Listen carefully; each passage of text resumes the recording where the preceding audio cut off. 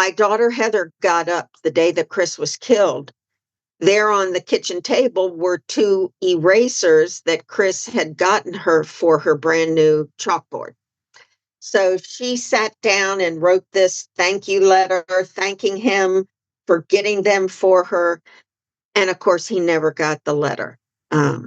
He was killed that day. And if you fast forward maybe 4 or 5 years later, and we're in the car, and Heather says, "Mom, you got to listen to this song." And she turned it up, and I'm aging myself. It was Mike and the Mechanics, The Living Years. And the voice came on, the verse came on that said, "I wasn't home that morning. My father passed away. I didn't get to tell him all the things I had to say." And so I grabbed her hand and I said, "Well, Heather, what would you have said to your dad?" And she said, "I would have asked him to watch over me. I would have asked him to love me every day, but I would have thanked him for my erasers." And with that, she started to cry. And so I held her hand and we got to where we were going. But when I got back to the house, I called another survivor who knew what those moments were like, who would talk me through it, not pity me. Pity is a wasted emotion. Just help me be and do what I need to for myself and my girls and others that are going through this.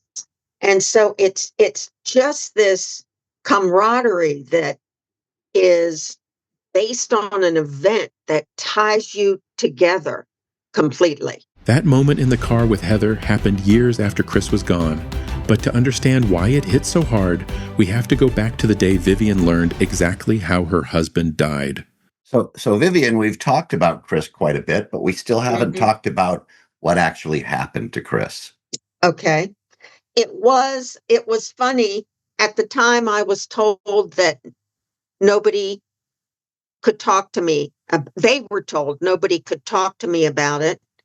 And then they told me that the grand jury had to meet before anything could happen. I don't know what that was about, unless somebody on the grand jury thought, "Oh, she was going with this guy that shot him, and they've made this deal to get him out of the way so that they could continue." That was what I was told was the reason behind it. But it was 10 months before I got any payment. But I mean, right away, like they came and picked you up and you went to the hospital and all that kind of stuff. But how soon did you know the cause of death and the circumstances surrounding it and whatnot? It was a while before I heard. Finally, one of the officers from the CERT team came over to my house on his own and told me how it happened. They were training in an abandoned building on Capitol Hill. The elevators were taken out. So when you went up the different levels, you would have a set of stairs on the left, go across the floor, and have the other stairs up to the next floor. So it was a kind of a zigzag way to get out. Well, they had been training on, I believe it's the 3rd and 4th floors. They were doing training if there is an active shooter in one of the rooms of Congress, how do we go in to get him out or her out with as little danger to the people there as possible? And so they were practicing that. Well, in the meantime, the one officer went up to change his clothes and go home, where about 20 of them stayed at the on the floor they were on and continued talking about the scenarios. Well, he went up there, he changed, he's required to wear his loaded gun, and he came down the stairs. And as he walked across, he got caught up in when they were arguing about the different scenarios. And so finally, Chris said, okay, we'll do it one more time. And and you come in on me. And he chose the one gentleman that had changed his clothes and reloaded. And without thought, he fired the shot. And he was also Chris's friend. Um, I never had any animosity toward him. We're all human. We all make mistakes. And when officers are involved in this kind of incident, you know they are shattered, inside out, kind of shattered. And I never had any animosity. I I wished him well. I think he finally went on to Flexi and taught down there. And I just I wish him nothing but the best. To have that moment inside your head is terrible for any So, person. so did he stay on the department for a little while, or how did it all play out? Yes, he stayed on the department, and eventually he went down to FLETC, The and Florida, he was, the yeah, Federal Law Enforcement federal Training Center in Georgia, I think Georgia. it Yeah, is. Yeah. And he taught down there gun safety. Can you think of a better person to do that? Perfect. Mm. Vivian, the National Law Enforcement Officers Memorial, you as COPS president served on our board of directors for 3 years. And it was the years when we were actually designing this memorial. What was it going to look like? What were the elements that were going to be part of it?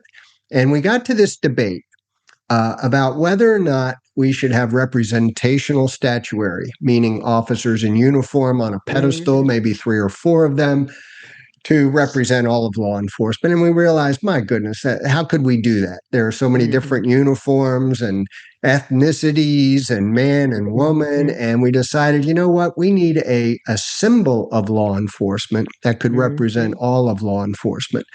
And it came down to a debate between the eagle and the lion. And Vivian sat at that board meeting. I remember it vividly, and made a compelling case for the Lions, which we ended up selecting, of course. After Vivian's commentary, there was really no decision to be made. It was obvious that the Lions were our choice. But Vivian, explain to me the Lions. You mentioned Narnia, which I was not familiar with at the time, but it had something to do with your girls. And I'd love to hear maybe that story again, if you can recall it. Absolutely. When the girls were younger, they would go to bed and I would read them a chapter from the Chronicles of Narnia. And this was about a fantasy world where the lion was the king, but he always looked after the children who were there in Narnia. And my girls loved those stories. They couldn't wait to go to bed so they could hear the next chapter. And to me, that really spoke of law enforcement. I have seen cops when they think a child has been wounded or abused.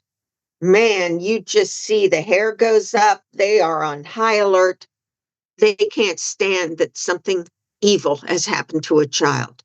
And I thought, what better way to draw other people to the memorial than to see these lions who are constantly on watch. Actually, there's a wall near the National Archives that says eternal vigilance is the price of freedom. And that's what those lions are doing. They are constantly on watch, and they are constantly looking around, making sure nothing happens to those young lions. You know, that's one of the more memorable things for me too, are the Lions. And the only quote that I can still today remember from being at the memorial is your quote right next to the lion. And it's, again, that quote is, "It's not how these officers died that made them heroes. It's how they lived." And I think we'd all like to know, everybody that's listening, did that just come off the top of your head, off the cuff, or was that something that you researched and thought about? How was that inspired? Well, it was inspired by a lot of departments ranking line of duty death. If you went down in a blaze of glory, you were a hero, streets were named after you, all that kind of thing. But if you died accidentally, especially if that ugly word liability rears its head, it was swept under the carpet as soon as possible. And to me, it was just such an appalling way to look at law enforcement. An officer gets dressed, he goes into work, and he doesn't say, well, I think at 3:00 I'm going to be at this door and I'm going to be shot and killed. They don't think that. Another officer coming into work does not think that, oh, you know what, today I'm going to be in an accident during a pursuit and I'll be killed. They don't think that. They go out. That's what's important, is that So, they're always going out. so Vivian, did you labor over those words over a period of time, or did that just pop right out of your head? It just popped right out of my head. It's not how they died, it's how they lived. That's what needs to be honored. And now we have the memorial in the museum, where the memorial acknowledges who they were and the museum tells us what they did. And it's just such a perfect blending of two elements of law enforcement. One thing go ahead, Dennis. Yeah. No, I was going to say, you may say the same thing, Craig. We're recording this before Police Week 2026, and it'll be played back before Police Week, I'm sure. Tell us, Vivian, about the importance of Police Week. I remember my first time there. Bill Erfurth took me there, introduced me to Craig. How many years ago? 20 some years ago. I know what it means to me, but I'd like to know what it means to you and your family, your girls. Oh, we have come to cherish it. It is looking at that memorial and saying, finally, America has acknowledged their heroes. And it brings us such comfort. Every time the girls go, they're going to get over by the lions and touch them and do that kind of stuff. And our grandchildren have been there too.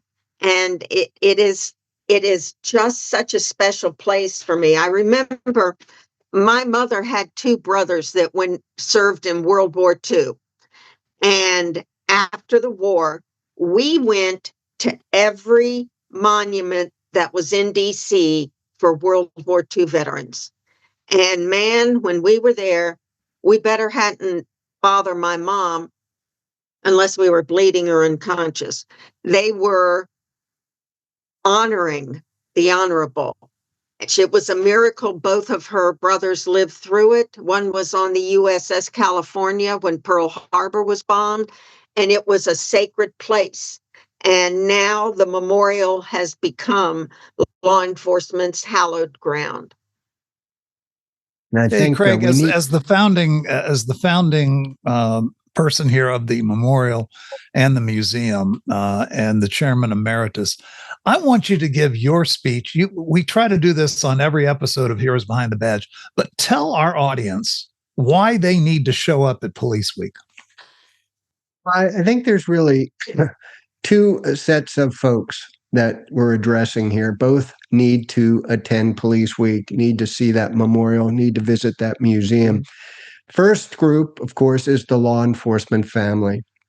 That would be the officers who've served or are serving and their families. All right. They need to understand that they are following in the footsteps of some of the greatest men and women that have ever walked the face of this earth. Absolutely. That they are following and carrying on the service of men and women who literally laid down their lives for their profession and for public safety. And so I think, and Bill has spoken to this many times on this podcast about why Police Week is important to him as an officer, that it kind of rejuvenates him makes him realize why he became an officer in the first place, because some officers get hardened by all the filth and the depths of depravity that they have to deal with in law enforcement. But you come to Police Week and it's refreshing and it's rejuvenating and it's inspiring. So that's why I think the law enforcement community needs to make that trip. You visit that museum and you see the history of your profession and how you now proudly wear that same badge as the officers who served 200-300 years ago. And you go into that Hall of Remembrance and you see and hear the stories of the men and women who have made the ultimate sacrifice. So now fast forward, you've got the public audience. All right. If you're a citizen of this nation, and we call our group Citizens Behind the Badge, right? These are the majority of Americans, vast majority of Americans who support law enforcement and respect law enforcement. But to come to National Police Week, attend that candlelight vigil, attend the Peace Officers Memorial Day service that the FOP and their auxiliary put on every May 15th at the U.S. Capitol. You all of a sudden understand that the value of law enforcement in this country and are inspired by the men and women who are literally willing to put down their lives for the safety and protection of others, people they don't even know. It's incredible to me. And this is why I wanted that museum built more than anything, because I wanted the fellow citizens who haven't had the chance to meet a police officer, to meet a survivor, to hear their stories, to have a sense of what it's like to walk in the shoes of a police officer and understand the dangers they face. So all of that is so important to me, why not only officers and their families, but the citizens of this nation need to come to Washington at some point in their lives during National Police Week. That's this year, it's the week of May 10th through the 16th. Attend the candlelight vigil on the National Mall, where 30 to 40,000 people will gather and hold candles aloft to honor the fallen heroes. More than 24,000 of them have their names on the National Memorial.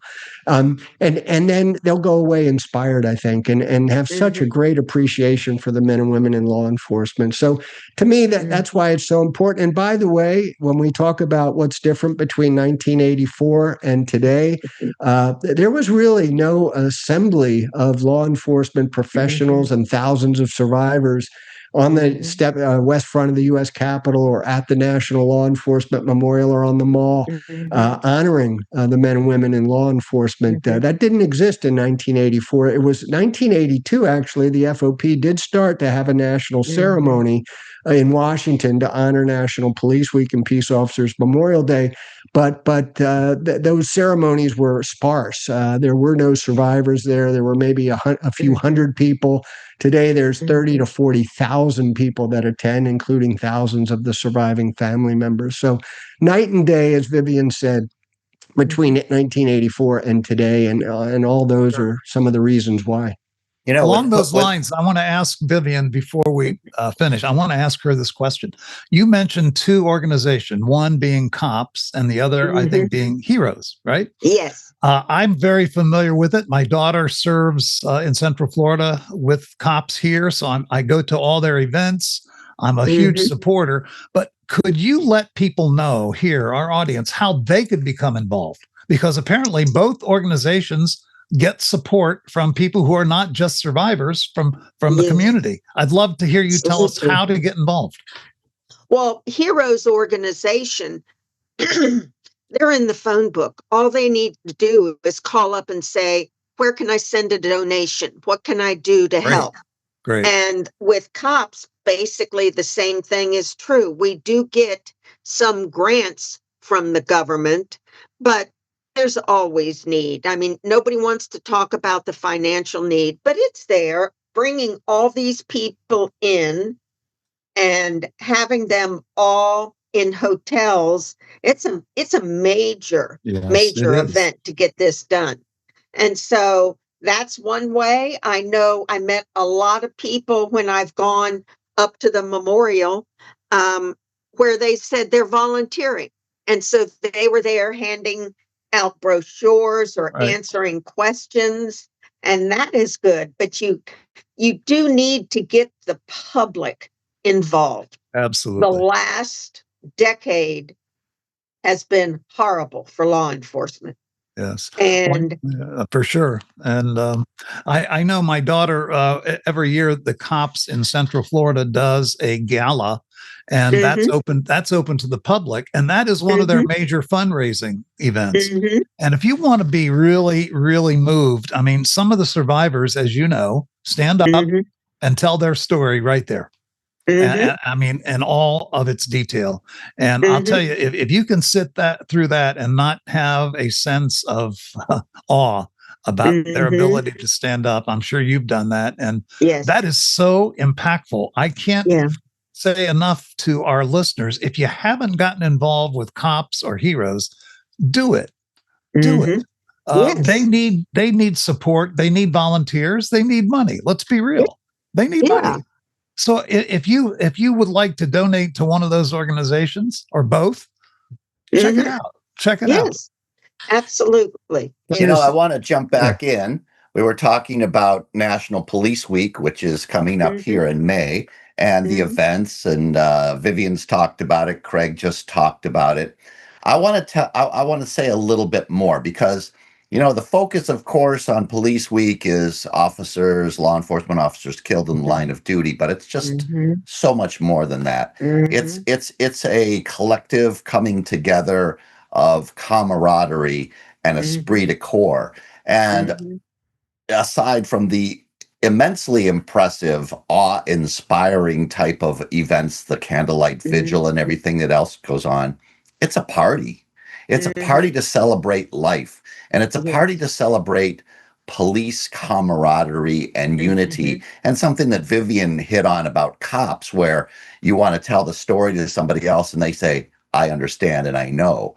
Well, now you're with like-minded people of cops. And let me tell you something, the Irish pubs there and the bars and the parties, they used to have these bonfires in the streets. I don't know that they do that anymore.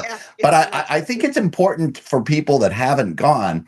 Not only are you there to honor the fallen, you're there to celebrate life. Absolutely. And celebrate the profession.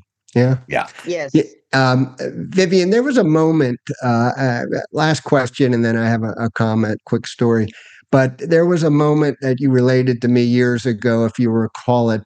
You were at the memorial, and there were two officers that were visiting. It was maybe a weekday, not many people there. And you were at your quote. It is not how these officers died that made them heroes. It is how they lived. And you had to maybe explain it to those two officers. And when you did, it had quite an impact on them. Do you recall that story? Yes, I recall that. And they before they left, they asked me my name, and I told them.